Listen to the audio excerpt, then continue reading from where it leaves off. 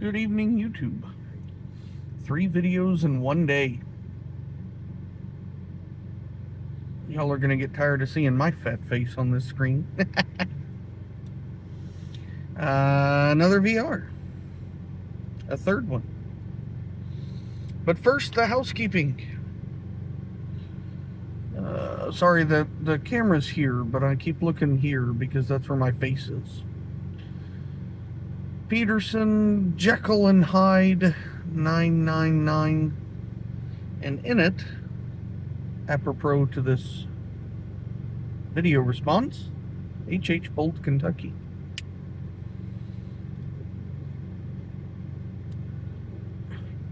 Thanks, Greg. This is a VR to Mark Lawson, who's running a contest, and he wants to know, what are your top 2 or 3 Burley-based blends?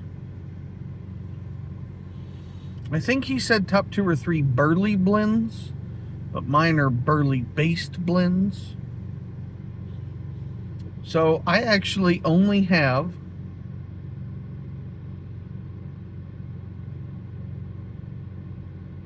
well, let's see. 5 blends in my rotation.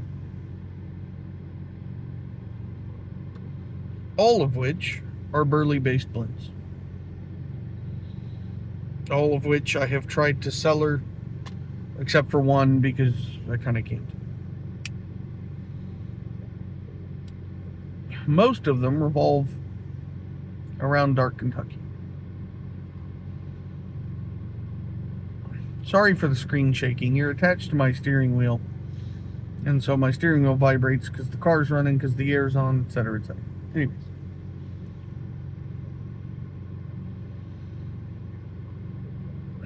So, if I had to list my top 3 Burley-based blends,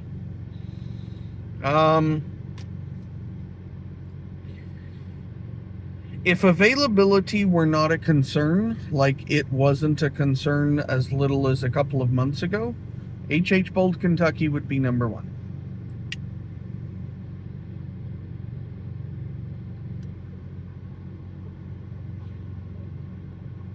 H.H. Bolt, Kentucky is, in my opinion, in my limited experience, the best blend ever made.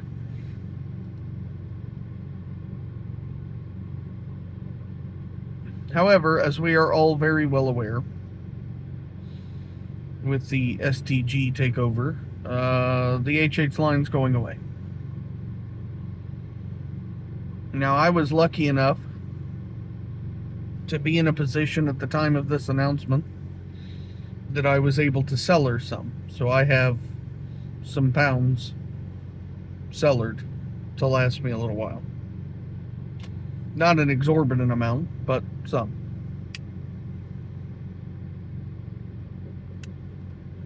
And I'm thankful for that.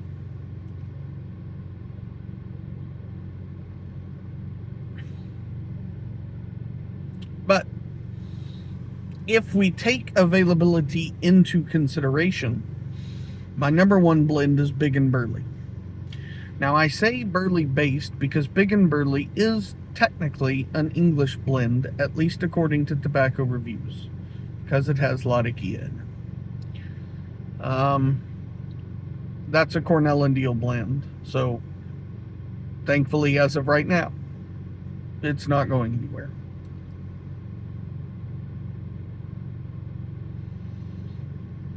So for the purposes of this list, we're going to say that H.H. Bolt, Kentucky and Big and Burley are tied for first place.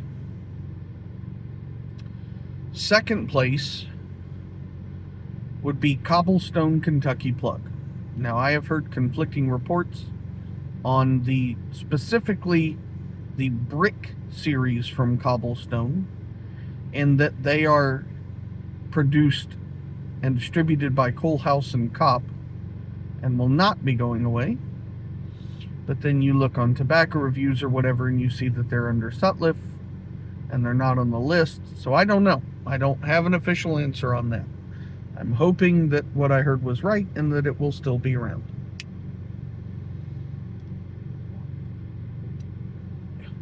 Again, dark fired Kentucky blend, but Burley based.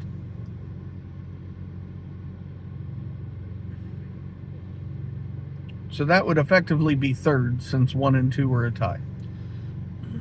Fourth would be Old Joe Krantz, or thanks to a friend on Instagram, what I have affectionately come to call Old Man's Pants.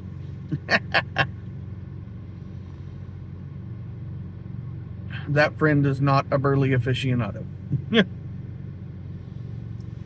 I really like that blend.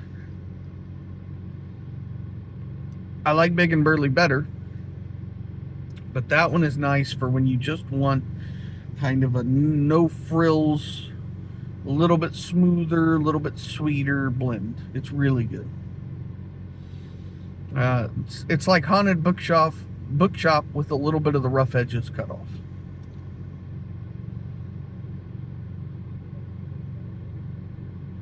And then fourth,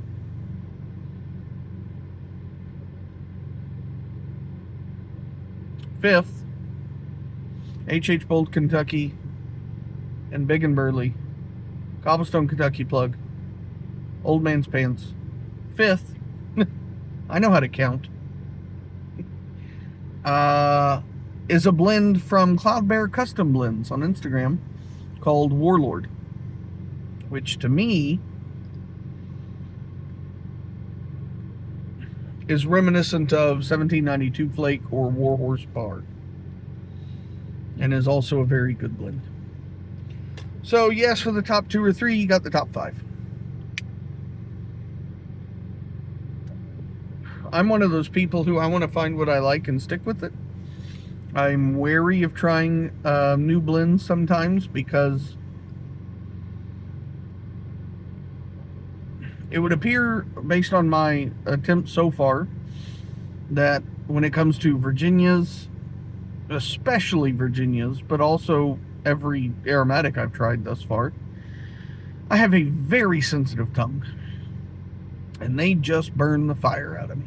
So I'm a little wary of smoking those. I have tried some, and they just don't.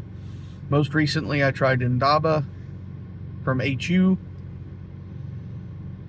I tried Brunello Flake from Savinelli. I tried Autumn Evening from Cornell and Deal. Stuff like that. They just don't work out. So, anyways, that's it. So I just wanted to get on here and make that quick VR. Hope you guys have an awesome rest of your week. This is the last video today, I promise. Alright guys, have a great one. We'll talk to you next time.